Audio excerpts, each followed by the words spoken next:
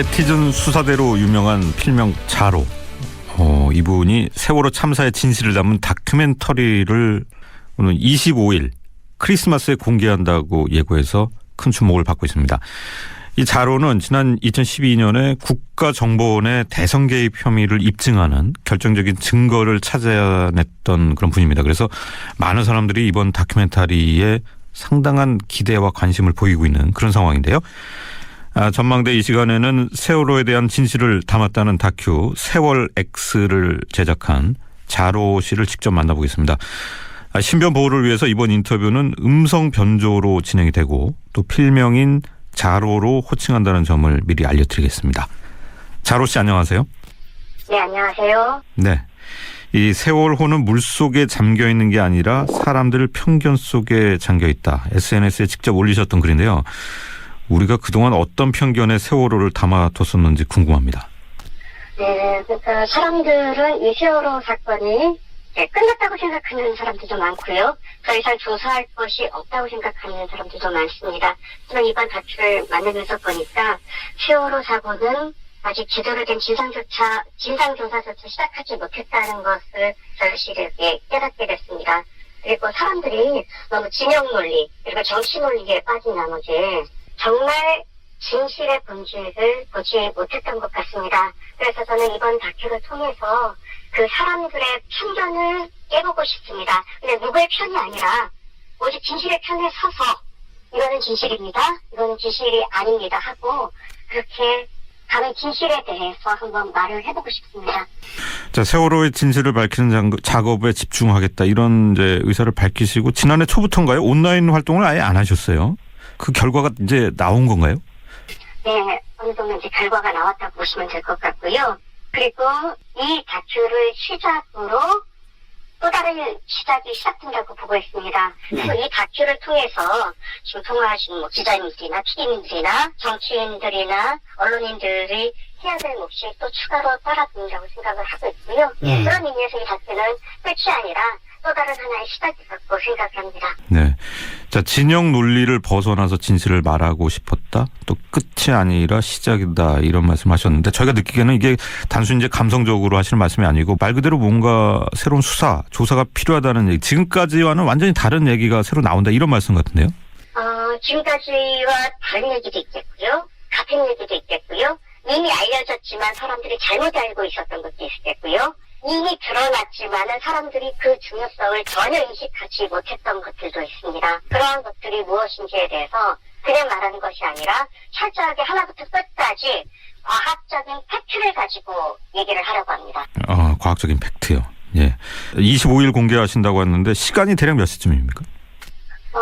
시간은 제가 비밀로 하고 있습니다. 알려드릴 수가 없습니다. 시간은 공개하실 수 없는 이유가 따로 있나요?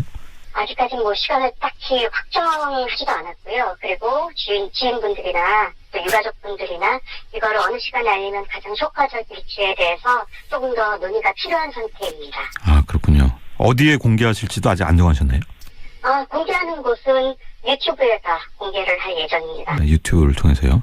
그러니까 어느 시간에 이렇게 올리겠다 그러면은 너무 사람들이 이런저런 추측을 하게 되니까 굉장히 쉽고요. 네. 그리고 그러다 보면은 잘못된 편견이나 그리고 또 고정관념 그리고 선입견 같은 것들이 작용하기 쉬울 것 같습니다. 그렇기 때문에 그냥 올라가는 시간에 올라간다고 그렇게만 말씀드릴게요. 네.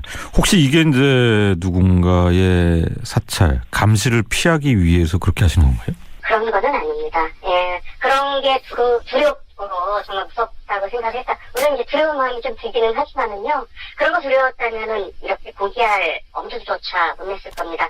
시저 영상을 만들고 감히 진실을 말하겠다는 이런 표현 같은 거는 절대 쓸 수 없겠죠. 네. 예고 영상을 보면은 세월호의 진짜 침몰 원인을 파헤친 8시간 49분 필리버스터 다큐멘터리라고 하셨고 사고 시각 8시 49분에 무슨 일이 있었을까 이런 내용을 담으셨는데 이게 8시간 49분을 채울 만큼 내용이 많은 건가요? 예, 내용은 그 정도로 방대하고요. 그리고 이 8시간 49분 안에 미처 담지 못했던 내용들은 훨씬 더 많다고 생각을 하시면 좋을 것 같습니다. 그러니까 세월호의 진실은요, 너무 많은 그 검증되지 않은 가설들이 한꺼번에 엉켜있다 보니까요, 진실이 완전히 복잡한 실타래처럼 엉켜버렸습니다. 그 복잡한 진실의 실타래를 풀기 위해서는 어떻게 보면 8시간 49분은 최소한의 시간이라고 보시면 좋을 것 같습니다. 네. 저희가 느끼기에는 그러면은 이제 8시간 동안 그동안에 제기된 의혹들이 잘못된 거는 또 이제 왜 잘못됐는지 부정하고 이런 식으로 진행이 되고 결국 이제 결론이 끝부분에 나와서 끝부분만 보는 분들도 좀 있을 것 같은데요. 네, 그러실 분들도 있을 것 같아서 제가 다큐 이제 시작하는 부분에 이런 멘트를 남깁니다. 다큐를 일부만 보고 평가하지 마시고 처음부터 끝까지 보신 다음에 평가해 주시면 좋겠습니다라고 말씀을 드립니다. 사실 이제 방송하는 입장에서 보면은 이 2시간 다큐멘터리도 사실 긴데 그 부분이 좀 걱정이 되긴 하네요. 자, 진실이라고 하면은 검증 과정 거치셨을 텐데 어떤 정보를 분석을 하신 건지 좀 설명해 주실 수 있나요? 거의 이제 지금까지 드러났던 거의 모든 자료를 거의 다 이제 검토를 했다고 보시면 좋을 것 같습니다. 검찰의 수사 결과라든가 이제 선원들의 재판 과정, 각종 전문 자료들, 특히 이제 항해학이라든가 주소나 심지어 물리학, 유체역학, 그리고 컴퓨터 과학, 그리고 AIS, 레이더, CCTV, 아이들이 남긴 영상이나 사진, 생존자 증언 이러한 것들을 다각적으로 검토해서 하나의 결론에 이르렀다고 보시면 될 것 같아요. 네. 근데 항해학이나 조선학, 유체역학, 물리학 얘기하셨는데 이게 본인 혼자서 이게 분석이 가능하십니까? 이 부분에 대해서 제가 직접 분석한 부분도 있고요. 그리고 진짜 믿을 수 있는 전문가를 통해서 분석한 내용도 있습니다. 알겠습니다. 자, 많은 정보들일 텐데 어떻게 입수를 하신 건가요? 이 자료들은 사실 이제 일반인들이 쉽게 접할 수 있는 그런 자료도 물론 있습니다만은 일반인들이 쉽게 접하기 힘든 내용들도 사실 굉장히 많이 포함이 되어 있습니다. 저 같은 경우에는 세월호 유가족분 중에 한 분과 어떤 좀 인연이 돼가지고요. 그분을 통해서 일반인들이 좀 접하기 힘든 자료들을 좀 접할 수 있었고요. 그거를 통해서 세월호 참사의 진실을 추적할 수가 있었습니다. 이제 과거에 올리신 걸 보면은 잠수함 충돌설에 대해서는 아닌 것으로 그렇게 올리셨어요? 모든 것은 다큐를 통해서 좀 확인을 해주시면 좋겠습니다. 처음에 제가 티저 영상을 만들어 올릴 때는 제가 사실 다큐 만들어 놓고 애써 만들었는데 1년 동안 이렇게 고생해서 만들었는데 아무도 안 보면 어쩔까 그 걱정이 정말 많이 들었어요. 그래서 티저 영상을 만들어서 공개를 했는데 이건 제가 상상을 뛰어넘을 정도로 많은 관심을 갖게 되다 보니까요. 정말 무성한 그 근거 없는 낭설들이 또 여기에서 또 많이 발생을 하더라고요. 전혀 사실이 아닌 내용들, 왜곡된 내용들, 심지어 제가 인터뷰에 응한 내용들조차도 제 진짜 마음이 제대로 전달되지 못하고 왜곡되거나 확장되고 과장된 내용들이 참 많아 보입니다. 더 이상 제가 어떤 특정한 단서를 던지게 되면은 오히려 그런 의혹이 확산될 것 같고요. 모든 것은 다큐를 통해서 직접 확인하시면 좋겠습니다. 지금 국민들의 관심은 사실 이제 국정조사와 특검 수사에서도 그렇지만은 대통령의 세월호 참사 당일 행적 7시간에 많이 쏠려 있어요.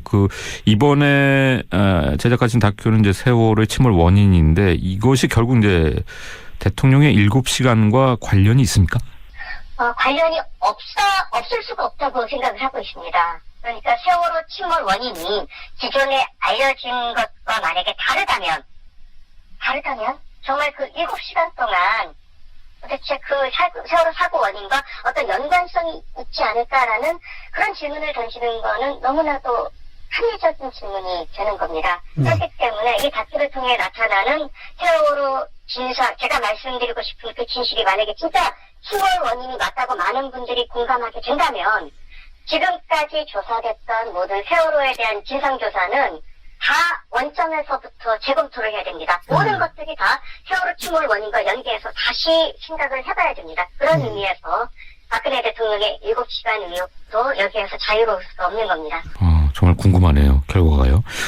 그런데 이번에 제작 과정에서 사실 이제 언론인들, 제도권 언론과의 연대 취재를 하면 더 효과적이지 않았을까 그런 생각도 드는데요.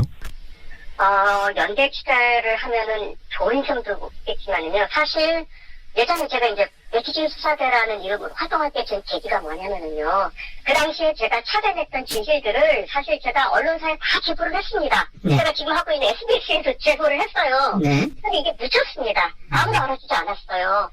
아무도 알아주지 않았고, 보도되지 않았고, 묻혔고. 그래서 제가 직접 올려버린 겁니다. 네, 그래서, 그런 활동들을 이제 계속 하다 보니까, 저에 대해서 조금씩 이렇게 알려지기 시작했고요. 그래도 저는 지금까지, 네티즌 수사대 단원라는 이름으로 활동을 하면서 언제나 팩트와 사실에 근거해서만 얘기를 했고요. 그랬기 때문에 제가 뭐 법적으로 휘말리거나 그랬던 일이 한 번도 없었습니다. 왜냐면은 오직 팩트만을 그동안 말해왔었기 때문에 아마 그래서 지금 저에게 정말 과분할 정도로 많은 관심이 쏟아지는 이유가 제가 그동안 그런 방식으로 움직여왔기 때문에 그런 어떻게 보면은 지금 계신 네티즌 분들과의 신뢰가 어느 정도 형성되어 있기 때문에 이런 관심을 받게 되는 게 아닙니다.